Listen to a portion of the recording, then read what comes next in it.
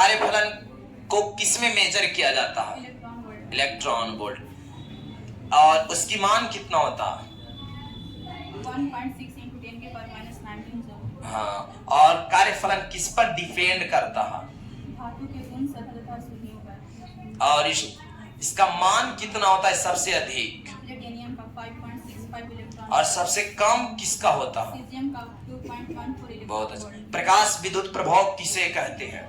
जब उपयुक्त आवृत्ति के प्रकाश ऊर्जा किसी धातु की सतह पर आपतित करवाते हैं तो उसमें मौजूद इलेक्ट्रॉनों द्वारा धातु प्राप्त करके ऊर्जा की सतह से बाहर निकल जाते हैं। इस घटना प्रकाश विद्युत प्रभाव का नियम। हाँ, जब आप सिर्फ तीन को बताइएगा। प्रकाश और सर्जित इलेक्ट्रॉनों की अधिकतम गतिज ऊर्जा प्रकाश की तीव्रता पर निर्भर नहीं करती है। सर्जित प्रकाश इलेक्ट्रॉनों की अधिकतम गतिज ऊर्जा प्रकाश की आवृत्ति पर निर्भर करती है। बिल्कुल। यदि आपतित प्रकाश की आवृत्ति 1 न्यूटन से कम हो तो धातु की सतह से कोई भी इलेक्ट्रॉनों का उत्सर्जन नहीं होता। बहुत अच्छा। बोलो, अल्बर्ट आइंस्टाइन के अनुसार प्रकाश विद्युत प्रभाव के विषय में बताइए।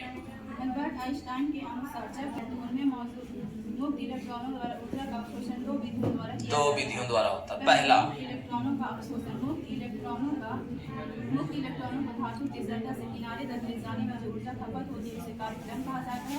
तथा शेष बची हुई ऊर्जा को मुक्त इलेक्ट्रॉनों को गति में करता है उसे गतिज ऊर्जा कहा जाता है। काइनेटिक एनर्जी मैक्सिमम होता है hc=1/10⁻⁷ चलिए, और ये नील्स बोर एटॉमिक मॉडल सुनाइए।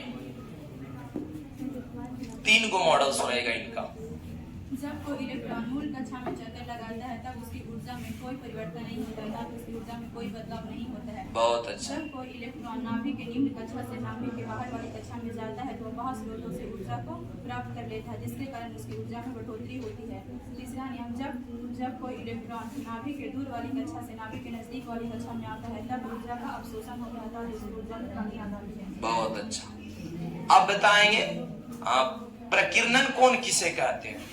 जब अल्फा कणों को परमाणु पर आघात करवाया जाता है तो नाभिक के द्वारा उस पर लगातार विकर्षित बल कार्य करता है जिसके कारण जितने कोण पर विक्षेपित होता है उस कोण को परिकीर्णन कोण कहा जाता है। बहुत अच्छा।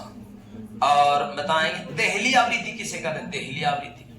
देहली आवृत्ति के अनुसार प्रत्येक गतिशील कण के साथ देहली आवृत्ति, हाँ, जिसको हम लोग थ्रेशोल्ड फ्रीक्वेंसी बोल लेते हैं। वह न्यूनतम आवृत्ति जो किसी धातु के सतह से एक इलेक्ट्रॉनों को निकालने के लिए आवश्यक होती है उसे देहली आवृत्ति कहा जाता है। बहुत अच्छा।